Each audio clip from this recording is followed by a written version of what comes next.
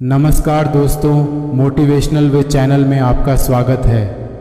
अगर अभी तक आपने हमारे चैनल को सब्सक्राइब नहीं किया है तो प्लीज़ हमारे चैनल को सब्सक्राइब कर लें और बेल आइकन को भी दबा दें, जिससे आपको समय समय पर लेटेस्ट वीडियो मिलती रहे। जीवन में संबंधों को बनाए रखने और उन्हें सच्चे हृदय से निभाने का सबसे बड़ा पुरस्कार ईश्वर की कृपा और आंतरिक संतोष होता है। सच्चा प्रेम और मित्रता धन या स्थिति पर आधारित नहीं होती, बल्कि यह हृदय से हृदय का संबंध होता है जो जीवन को सार्थक बनाता है। आज की कहानी भी ऐसे ही एक सच्ची मित्रता पर आधारित है। तो चलिए कहानी शुरू करते हैं। महाभारत के युद्ध के बाद पांडवों ने हस्तिनापुर की गद्दी संभाल ली थी। श्री कृष्ण, जो युद्ध के दौरान अर्जुन के सारथी रहे और जिन्होंने भगवत गीता का अमृत अर्जुन को पिलाया, अब अपने प्रिय मित्रों और परिवार से मिलने द्वारका लौट आए थे। द्वारका में श्री कृष्ण का आगमन हमेशा उत्सव का कारण बनता था। लोग उनके दर्शन करने के लिए उत्सुक रहते थे और द्वारका की सड़कों पर खुशी की लहर दौड़ जाती थी। एक दिन जब श्री कृष्ण अपने महल में विश्राम कर रहे थे, उनके प्रिय मित्र सुदामा उनसे मिलने आए। सुदामा श्री कृष्ण के बचपन के मित्र थे और दोनों ने एक ही गुरु के आश्रम में शिक्षा प्राप्त की थी। समय बीतने के साथ श्री कृष्ण एक राजा बन गए, जबकि सुदामा एक गरीब ब्राह्मण थे जो बहुत ही साधारण जीवन व्यतीत कर रहे थे।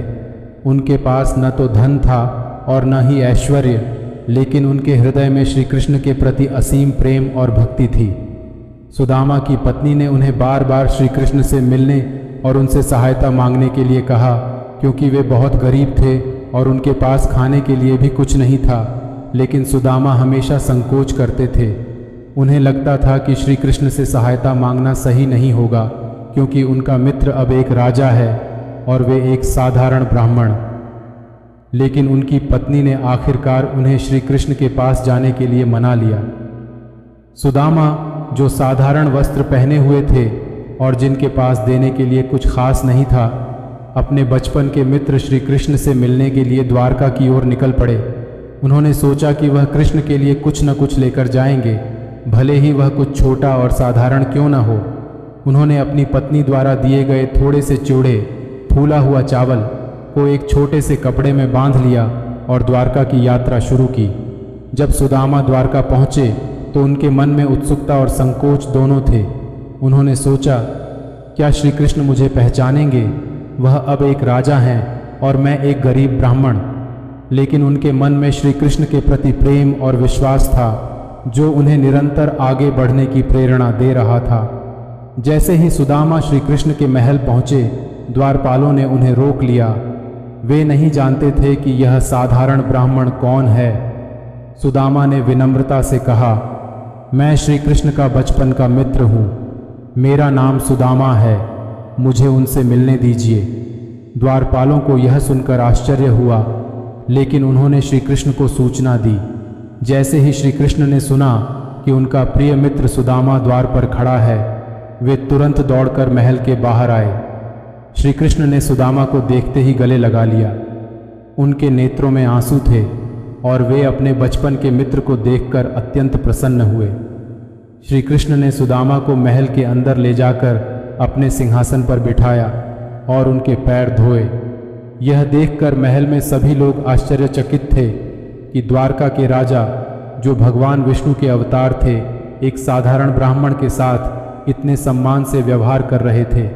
लेकिन श्री कृष्ण के लिए सुदामा कोई साधारण व्यक्ति नहीं थे, वे उनके प्रिय मित्र थे और श्री कृष्ण के लिए मित्रता और प्रेम सबसे महत्वपूर्ण थे।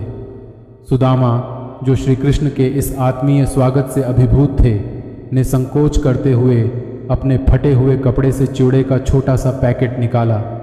उन्होंने श्री कृष्ण से कहा, हे माधव, मेरे पास आपको देने के लिए कुछ खास नहीं है, लेकिन मैंने आपके लिए थोड़े से चिवड़े लाए हैं।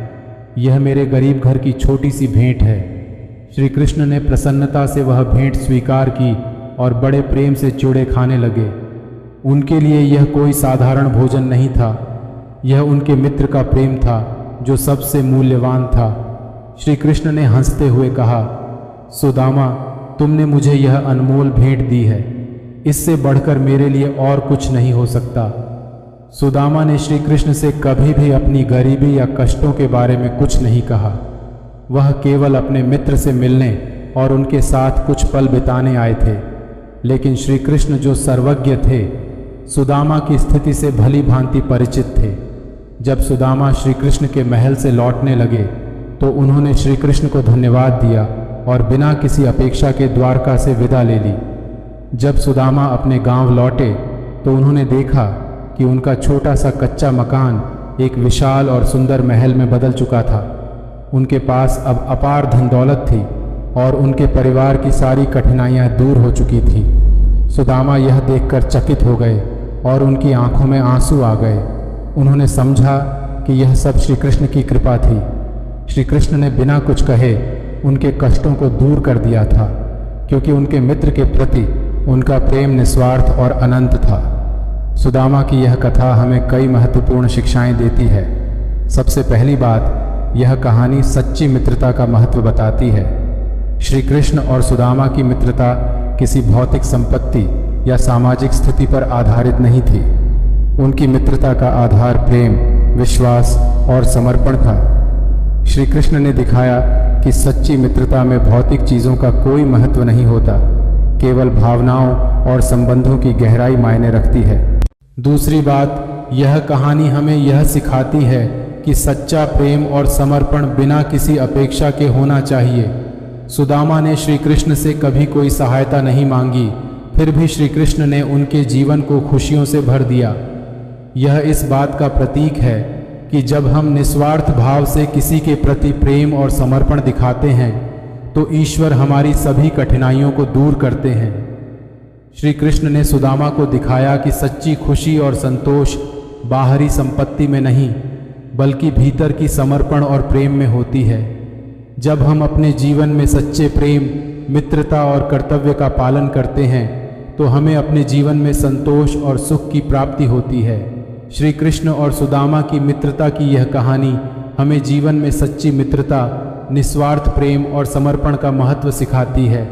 यह हमें बताती है कि भौतिक चीज़ें अस्थायी होती हैं, लेकिन सच्चे संबंध और भावनाएं अनमोल और शाश्वत होती हैं। जब हम दूसरों के प्रति निस्वार्थ भाव से प्रेम और समर्पण दिखाते हैं तो हमें सच्ची खुशी प्राप्त होती है और ईश्वर हमारी सभी कठिनाइयों को दूर करते हैं।